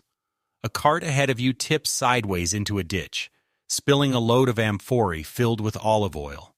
The driver curses as the clay jars shatter, releasing their contents into the mud. The smell of olive oil fills the air, sharp and strangely appetizing. You carefully skirt around the mess, trying not to think about how many sandals will be ruined before the day is over. As the rain pelts your face, you remember the worst storm you ever endured on the road. It was during early spring when the snowmelt from the mountains turned every path into a river. You spent half a day wading through water up to your knees, clutching your satchel above your head like a drowning man clinging to driftwood. By the time you reached the relay station, Your calves were so cramped you could barely stand. The clerk there offered you a mug of steaming wine and a pitying look, which didn't quite make up for the misery. Today's storm isn't quite that bad, but it's close. The wind howls through the trees, driving sheets of rain sideways. You hunch your shoulders and keep moving, determined not to let the weather win. At one point, you come across another courier crouched by the side of the road, examining his sandal with a look of despair. The leather strap has snapped clean through, leaving him stranded in the mud like a one-shoed gladiator. "Need a hand?" you shout over the wind. He grimaces. "Need a miracle?" You dig through your pack and find a bit of spare cord. It's not elegant, but together you manage to lash the sandal back together well enough to limp to the next station. As you part ways, he clasps your shoulder in gratitude. "You've saved me from a fate worse than death," he says solemnly. "What fate is that?" you ask, half smiling despite the rain. "Barefoot travel," he replies, shuddering. "The blisters alone would kill me." The humor lifts your spirits as you slog onward. Even in the worst conditions, there's comfort in knowing you're not alone out here. As the day wears on, your calves begin to ache fiercely. The constant slipping and sliding forces you to use muscles you didn't even know existed. Each step feels like a small battle, but you press forward, driven by habit and duty. The road rises and falls through the hills, turning into a series of muddy rivers that test your endurance. At one particularly steep incline, you nearly lose your footing entirely. For a terrifying moment, you slide backward, arms pinwheeling. Somehow, through sheer stubbornness and perhaps divine intervention, you regain your balance and stagger forward. You pause at the top, gasping for breath and laughing in disbelief at your own survival. Nearby, a group of farmers huddles under a makeshift shelter, watching the spectacle with wide eyes. One of them calls out, "You're mad to be out in this weather." You grin and shout back, "The empire doesn't stop for a little rain." They cheer, though you suspect it's partly because your near fall was highly entertaining. By late afternoon, the rain finally begins to ease. The clouds thin, revealing patches of pale blue sky. The road is still treacherous, but at least the downpour has slowed to a steady drizzle. You stop at a small stream to wash the worst of the mud from your sandals and legs. The cold water stings at first, then soothes your throbbing muscles. As you sit there, you reflect on how weather shapes every aspect of your work. A clear day brings speed and efficiency, while a storm can delay messages, strand travelers, and even cost lives. Historians still debate whether Roman administrators accounted for seasonal weather patterns in their planning. Some argue that routes were carefully timed to avoid the worst conditions, while others believe it was left entirely to the judgment of individual couriers. From your perspective, it doesn't really matter. Rain or shine, the messages must go through. When you finally reach the next small station, you're exhausted, soaked, and covered in mud from head to toe. The clerk takes one look at you and shakes his head. "Rough day?" he asks dryly. "Let's just say I'm starting to understand why ducks have webbed feet," you reply, peeling off your dripping cloak. The clerk chuckles as he hands you a towel. You accept it gratefully, already thinking about the dry clothes and warm fire that await you inside. Tomorrow will bring more miles, more messages, and probably more mud. But for now, you've earned a brief, blissful rest. You wake at dawn with the kind of soreness that makes you question every life choice that brought you here. Your calves feel like they've been pounded with a smith's hammer. Your back aches from sleeping on a cot so thin it might as well have been woven from reeds, and your shoulders still remember the satchel's weight. But the road doesn't care about your complaints. The messages waiting for delivery won't walk themselves, and the empire certainly won't tolerate delays. So you rise, splash cold water on your face, and step back into the endless rhythm of travel. Today's route takes you through territory known for its particularly competitive network of couriers. In this region, ambition runs high, and every messenger is looking for a way to climb the ranks. Some aim for better routes, others for higher pay, and a few dream of securing cushy positions in Rome itself, far away from mud and blisters. The Roman postal system isn't just about delivering messages, it's a ladder of opportunity. Your current rank determines which assignments you get, and how much authority you wield.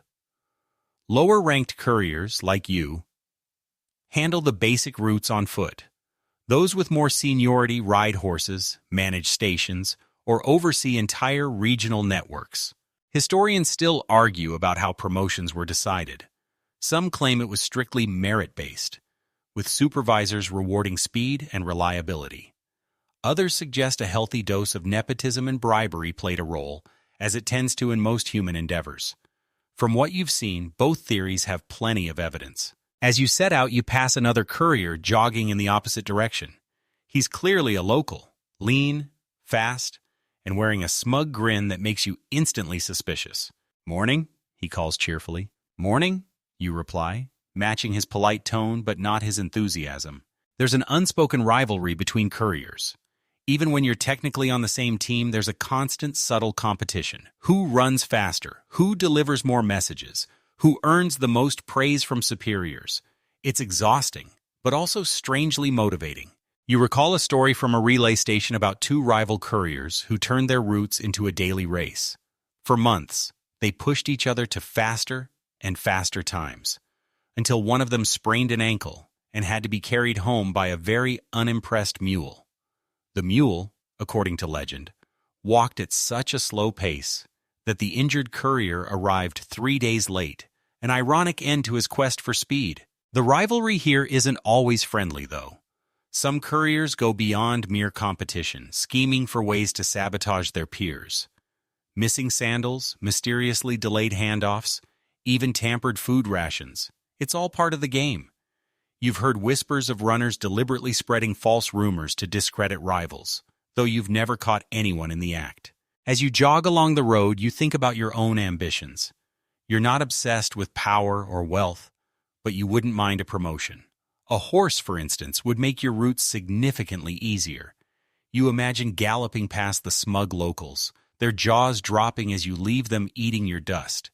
It's a petty dream, but an entertaining one. The morning air is cool and pleasant, carrying the scent of wildflowers and freshly turned earth. Farmers are already at work in the fields, their rhythmic motions a soothing counterpoint to your steady pace. The sun peeks over the horizon, painting the landscape in soft gold. For a moment, you forget the rivalries and politics, losing yourself in the simple beauty of the scene. Then, inevitably, reality intrudes. Up ahead, a cluster of couriers has gathered at a roadside milestone. They're clearly arguing, their voices carrying on the wind. You slow as you approach, curious. "What's going on?" you ask. One of them, a broad-shouldered man with an impressive mustache, points to a tablet he's holding. "Route assignments," he grumbles. "The clerk switched mine without warning. Now I'm stuck with the mountain pass while this lucky fool gets the flat road to the coast." The lucky fool smirks and shrugs. "Maybe the clerk just likes me better," he says, clearly enjoying himself. The mustached courier's face turns red. For a moment you think he might actually throw a punch, but instead he storms off, muttering threats about sabotage and revenge. You exchange a glance with the others. Rivalries like this can get messy, and the last thing you need is to get caught in the crossfire. You tip your head in a silent farewell and keep moving. As the day wears on, you notice subtle signs of competition everywhere. A courier sprints past you with a challenging glance, clearly trying to prove he's faster. Another cuts across a field to shave a few minutes off his route, a risky maneuver that could earn him both praise and punishment. At the next relay station, you overhear two couriers loudly comparing their delivery times. One claims to have beaten the previous record by half an hour. The other insists his route was harder, therefore more impressive. The clerk listening to them rolls his eyes so hard you fear they might get stuck. Over lunch, you sit with a small group of neutral couriers who prefer to stay out of the rivalry game. One of them, a wiry woman with a mischievous grin, shares a bit of insider knowledge. "Word is the regional supervisor's looking for a new assistant," she whispers. "Someone sharp, reliable, and fast. Could be a real career boost." The others lean in, intrigued. You remain outwardly calm, though your mind races. A promotion like that could change everything. Of course, everyone else at the table is thinking the same thing.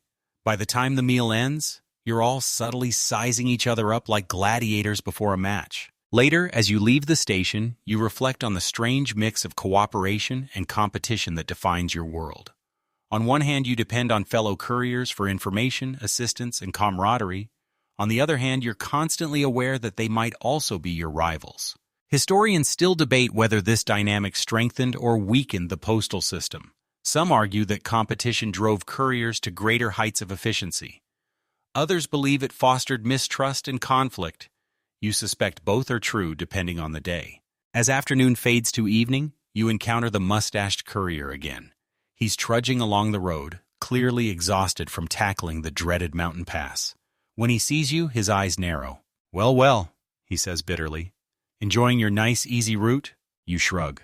"The road is the road," you reply, keeping your tone neutral. He snorts and mutters something under his breath before stomping off. You sigh. Rivalries may come and go, but the miles remain. No matter how much politics swirls around you, the road itself is a constant, a silent, impartial judge of effort and endurance. As the sun sets, painting the sky in shades of crimson and gold, you find yourself alone again.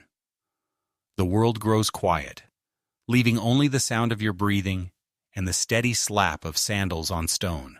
For a brief, peaceful moment, you let go of ambition and rivalry. Out here, it's just you and the journey, your calves carrying you forward like they've done 1,000 times before. Tomorrow, the competition will resume, but tonight, you simply run. Dawn creeps over the horizon like a shy guest, turning the misty fields into a hazy watercolor of pale gold and silver gray. You've been awake for hours already, your sandals whispering softly over the damp road, each step sending a faint echo into the quiet morning. There's no time to appreciate the scenery, though. Not today. Today's delivery is different. The messages in your satchel are more urgent than anything you've carried before. You can feel their importance in the way the wax seals press against the leather, their edges sharp and unyielding. This isn't routine tax paperwork or a senator's love letter sealed with perfume. These are dispatches that could change the course of lives, maybe even alter the fate of the empire itself. A fellow courier handed them to you at dawn with a grave expression. "Straight through," he said, gripping your shoulder tightly. "No delays. The governor himself is waiting." His tone left no room for questions. You didn't ask what the messages contain, though your mind hums with guesses as you run. Could it be news of a rebellion? Orders to move troops to a border under threat? Or perhaps a directive about taxes so heavy that entire villages will groan beneath their weight? Whatever the truth, your job remains the same. Run fast, run steady, and deliver without fail. Historians still argue about how often couriers were entrusted with messages of true political consequence. Some believe only high-ranking mounted messengers carried such things, while others point to evidence that even humble runners like you occasionally bore dispatches of immense significance. As the sweat begins to trickle down your spine, you find yourself fervently hoping you'll be remembered for your speed and not blamed for any mishaps. The road ahead is long and straight, bordered by fields just beginning to wake under the rising sun. Farmers move like shadows in the mist, tending to their animals and crops. The smell of damp earth mingles with the faint tang of smoke from morning fires. Normally, this peaceful scene would calm you, but today every moment feels stretched taut like a bowstring. You increase your pace, sandals slapping sharply against the stones. Your calves burn, but you welcome the sensation. It's proof that you're giving everything you have. The first obstacle appears sooner than you expect. A small bridge spans a narrow stream, its wooden planks slick with dew. You slow slightly, remembering a story you heard just last night about a courier who sprinted across a wet bridge too quickly and ended up in the water with his satchel floating beside him like a drowned rat. "Not today," you mutter, carefully picking your way across. Once safely on the other side, you allow yourself a quick laugh. You've conquered mud, storms, and even runaway ox carts. No bridge is going to end your mission now. But as the morning wears on, the journey grows harder. The terrain shifts from flat fields to rolling hills, each ascent testing your stamina. The inclines force your calves to work harder than ever, their muscles straining with every upward step. You grit your teeth and push forward, reminding yourself that every hill brings you closer to your destination. Halfway up a particularly steep slope, you spot a milestone carved with fresh markings. It tells you there are only 10 miles left to go. 10 miles. So close. And yet, at this moment, it feels like a lifetime. You take a deep breath, then break into a faster pace, almost a run. The satchel bounces against your side, a rhythmic reminder of why you can't slow down. Along the way, you encounter a small group of travelers blocking the road. They're struggling with a broken cart, its wheel stuck in a deep rut. Normally, you'd stop to help, but today you simply shout a quick apology as you veer around them. One man yells something about rudeness, but his words fade behind you. You can't afford to lose even a minute. There's a saying among couriers: a delayed message is a message wasted. You repeat it like a mantra, letting the words carry you forward. As you descend the next hill, you pass through a cluster of olive groves. The air here is rich and fragrant, the scent of ripe olives blending with the earthy aroma of the trees. Sunlight filters through the branches, dappling the road with shifting patches of light. It's beautiful, but you barely notice. Your focus is razor sharp, fixed on the road ahead. Suddenly, you hear the unmistakable sound of hooves behind you. You glance back to see a mounted courier galloping at full speed, his horse's mane flying like a banner. "Move aside!" he shouts, and you leap to the edge of the road just in time. As he thunders past, he tosses you a brief nod of respect. It's a silent acknowledgement between professionals. Whether on foot or horseback, you're both part of the same vital chain. Watching him vanish into the distance stirs something in you, a mix of envy and determination. You may not have a horse, but you have your legs, and today they must be enough. The final stretch approaches, marked by a pair of tall stone pillars framing the road. Beyond them lies the town where the governor waits. Your heart pounds as you push yourself to run faster, ignoring the screaming protest of your calves. The road here is crowded with merchants, soldiers, and townsfolk, all going about their business. You weave through them with practiced agility, ducking around carts and slipping between groups of startled pedestrians. A few shout in irritation, but most step aside when they see the satchel and your determined expression. At last, the governor's residence comes into view. A grand villa with high walls and gleaming bronze gates. 2 guards stand at attention, their spears crossing to bar your way until they recognize your courier's badge. "Straight through," one says, stepping aside. You sprint across the courtyard and burst into the hall, breathless but triumphant. The governor himself stands waiting, a tall man with sharp features and an even sharper gaze. Without a word, you kneel and present the satchel. He takes it, breaking the seals with swift, practiced motions. His eyes scan the scrolls, his expression unreadable. Finally, he looks at you. "Well done," he says simply. "You've done your duty." The words are plain, but they fill you with a deep, quiet pride. Every blister, every mile, every aching muscle, it all led to this moment.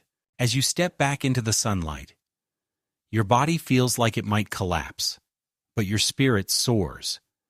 You've carried more than just messages today. You've carried the weight of the empire itself, and for now, that burden is safely delivered. The governor's villa fades behind you as you walk slowly, savoring the rare luxury of not having to run. The satchel at your side is light now, empty, almost weightless, but your legs feel anything but. Your calves, those faithful engines of motion, throb with a dull, relentless ache. Each step sends a pulse of exhaustion up through your body, a reminder of the miles you've conquered today. The road ahead is quieter now, winding gently through the countryside. You no longer have the urgency of a critical delivery pushing you forward, which gives you space to notice details you usually miss. The soft rustle of olive trees in the breeze, the distant bleating of goats on a hillside, the warm, earthy smell of damp soil after yesterday's rain. For the first time in days, you allow yourself to simply walk without measuring distance or time. Your pace is slow, deliberate, almost meditative.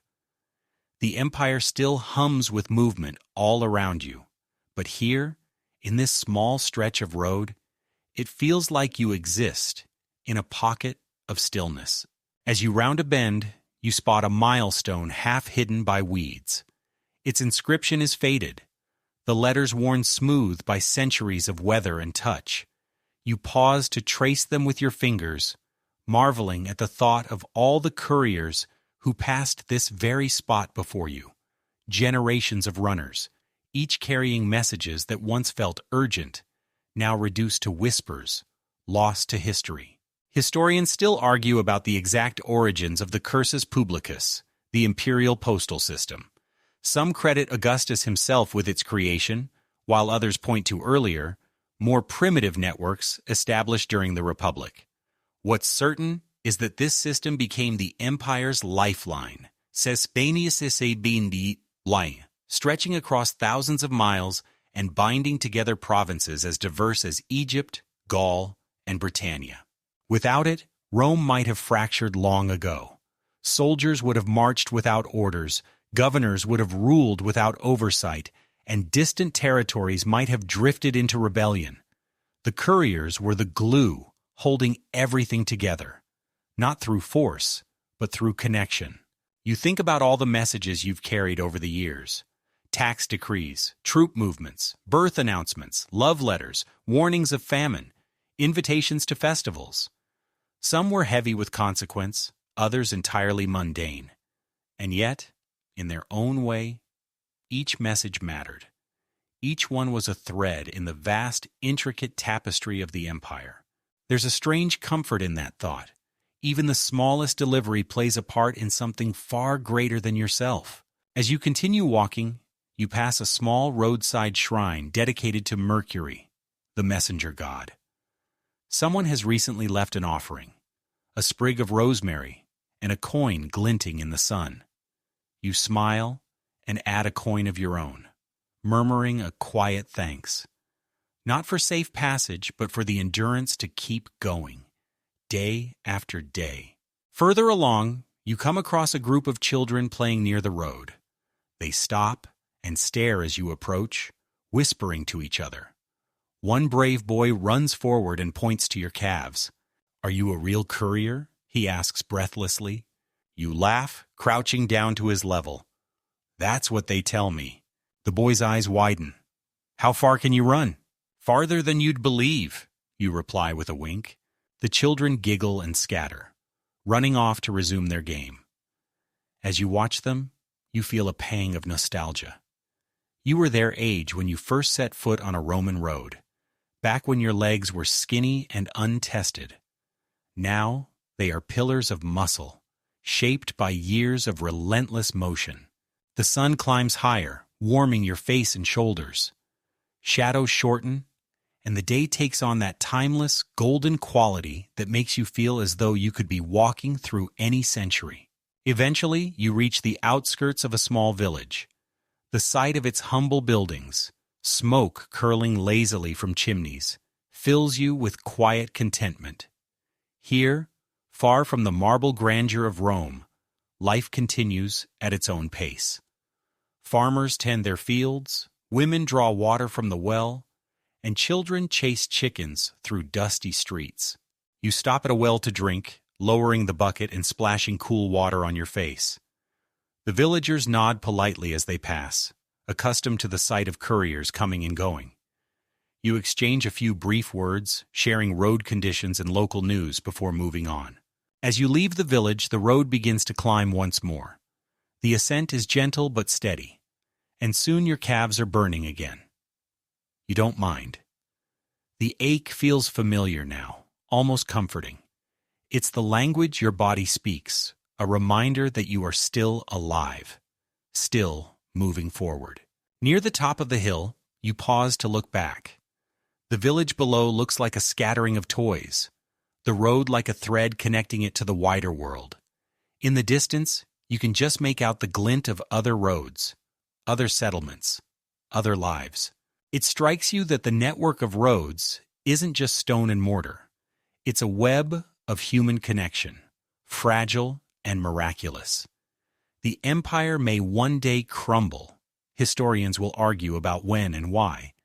But these connections will linger, shaping the world long after you've run your last mile. As evening approaches, you finally reach your destination, a small, quiet post house nestled among cypress trees. You step inside, hand over your now empty satchel, and sink onto a bench with a weary sigh. The clerk offers you bread and wine, which you accept gratefully. As you eat, you listen to the peaceful sounds of the countryside, crickets chirping, a distant owl calling, the soft rustle of leaves in the breeze. For the first time in what feels like forever, you let yourself relax completely. The journey slows now, like a candle flickering low. The hard edges of the day soften, and the world becomes quiet and dreamlike. You close your eyes and let the rhythm of your breath match the gentle hush of the night around you. Imagine the road behind you stretching endlessly across hills and valleys. Each mile you've walked fades into memory, like footprints washed away by rain. The satchel is empty, the burden lifted. Your calves, once burning with effort, are warm and still. The ache becomes a whisper, then silence. You float on that silence, safe and unhurried, knowing the empire will keep turning without you for a little while. The stars emerge above the cypress trees, distant and serene. You picture them as tiny fires lit by fellow couriers in far-off provinces, each one carrying their own messages, their own stories. Together, they form a constellation of connection, stretching across the vast darkness. Breathe deeply, in and out. The world is wide, but for now, your place in it is simple and secure. You are no longer running, you are resting, wrapped in the quiet embrace of the night. Sleep, courier. Tomorrow the road will wait for you again.